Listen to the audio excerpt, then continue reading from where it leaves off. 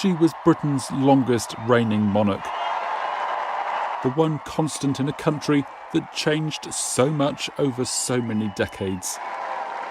From the post-war era of food rations to the digital age, the Queen moved with the times, and the people moved with her.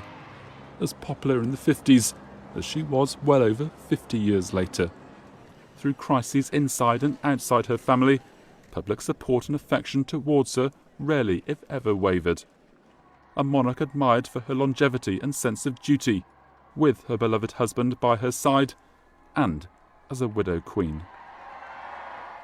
Elizabeth Alexandra Mary Windsor was born at the home of her mother's parents, 17 Bruton Street, in London's Mayfair. Princess Elizabeth was to them as great At the time, her grandfather, King George V, was on the throne. Her father, the Duke of York, was the second son of King George and Queen Mary. When her grandfather died, her uncle Edward became king, but it was a reign that would last just 10 months. He abdicated to marry an American divorcee. His irrevocable determination to renounce the throne. In a year that saw 3 kings, Elizabeth's father assumed the throne. That she would one day become queen was now not in doubt. She met her future husband 2 years earlier, in 1934, when they attended the wedding of Prince Philip's cousin, Princess Marina of Greece, and the Duke of Kent, who was an uncle of Princess Elizabeth. By the end of the decade, war had broken out and Philip was sent to sea. Elizabeth spent those war years in the Auxiliary Territorial Service. The princess, who was on the eve of her 19th birthday when these pictures were taken, is at the wheel of a 1,500-weight truck in convoy. A monarch of the future, but for now a mechanic, and one not afraid to muck in and get her hands dirty. Today is Victory in Europe Day. When the war ended, she chose to leave the palace and celebrate with the crowds on the streets of London. 2 years later, Princess Elizabeth married Prince Philip of Greece and Denmark. A nation still battered and bruised by war, it was a wedding to lift the country's spirits.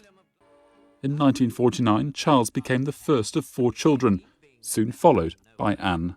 For a few years at least, they enjoyed relative normality, out of the public spotlight. Then came the news that the Queen's father, King George VI, had passed away at the age of just 56. Elizabeth and Philip were in Kenya, only a few days into a 5-month tour of the Commonwealth. At 25 years old, a young woman who never imagined in early childhood that she would one day become queen, was now head of state. The coronation took place a year later in 1953, an event the Duke of Edinburgh insisted should be televised for the world to see.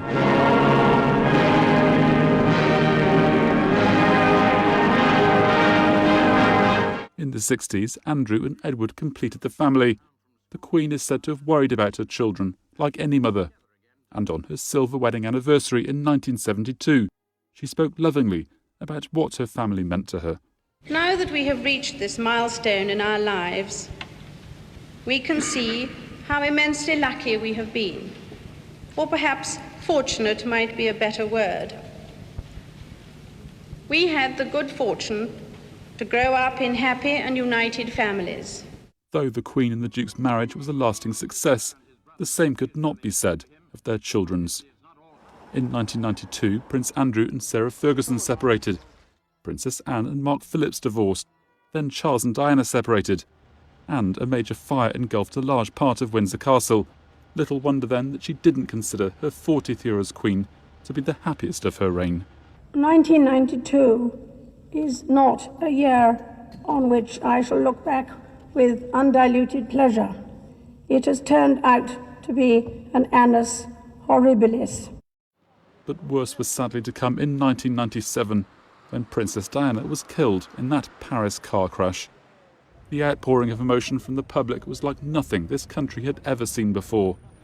The lack of any immediate expression of grief from the Queen or other senior royals did not go down well, and the Queen was perceived as being out of step with public sentiment. She had assumed her role as grandmother, protecting William and Harry from the public eye at Balmoral. They waited longer than they'd hoped, but eventually the public got the appearance they'd yearned for, and the Queen paid this tribute to Diana in a televised statement. What I say to you now, as your Queen and as a grandmother, I say from my heart.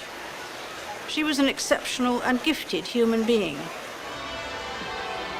That dreadful year was to end on a happier note, when the Queen and Prince Philip celebrated their golden wedding anniversary, and the Queen paid her husband this tribute. He is someone who doesn't take easily to compliments, but he has quite simply been my strength and stay all these years. Outside family life, the Queen had many interests, perhaps most famously horses. She loved riding them and watching them too. A regular at the Derby at Epsom and Ascot, where her horses won on several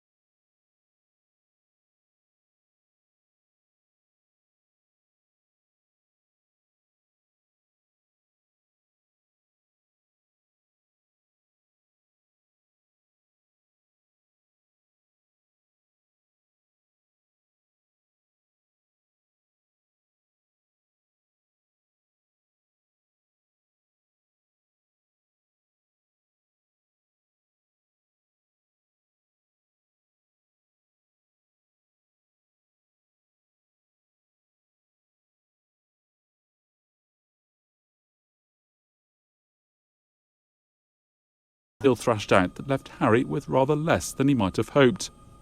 Gone was his role as Captain General of the Royal Marines. Gone too his position as Commonwealth Youth Ambassador, to which the Queen appointed him. Harry and Meghan began a new life in California. It was there that they gave Oprah Winfrey a bombshell interview about their old life in the UK and how it left Meghan feeling suicidal. I just didn't want to be alive anymore. And that was a very clear and real and frightening, constant thought. It was one of many shocking revelations. Others included allegations of racism within the royal family. A new crisis for the Queen to deal with, just as the country, and indeed the whole world, was beginning to emerge from its biggest health crisis for a century. The coronavirus pandemic was a heartbreaking, stressful and anxious time, and the Queen found the words to comfort her people in only her 5th special television address of her reign. I hope in the years to come, everyone will be able to take pride in how they responded to this challenge. And those who come after us will say the Britons of this generation were as strong as any. We should take comfort that while we may have more still to endure, better days will return. We will be with our friends again. We will be with our families again. We will meet again. 1 year and 4 days after that television address, the Queen was grieving her own personal loss, as so many had done that year. After 73 years of marriage, her husband, the Duke of Edinburgh, passed away at the age of 99. Restrictions on numbers allowed at funerals were still in place, rules that applied to the royal family just as much as everyone else who'd lost loved ones during the pandemic. The widow Queen continued her busy diary of engagements just as she had with Prince Philip by her side. There were times when, on doctor's orders, those engagements became virtual instead. That commitment to serving her country and the Commonwealth is a legacy she passes on to the new king and those who will follow. With such a loyal sense of duty despite her personal grief, old age and family drama in the background, it isn't hard to see why public affection for the Queen remained as high as ever.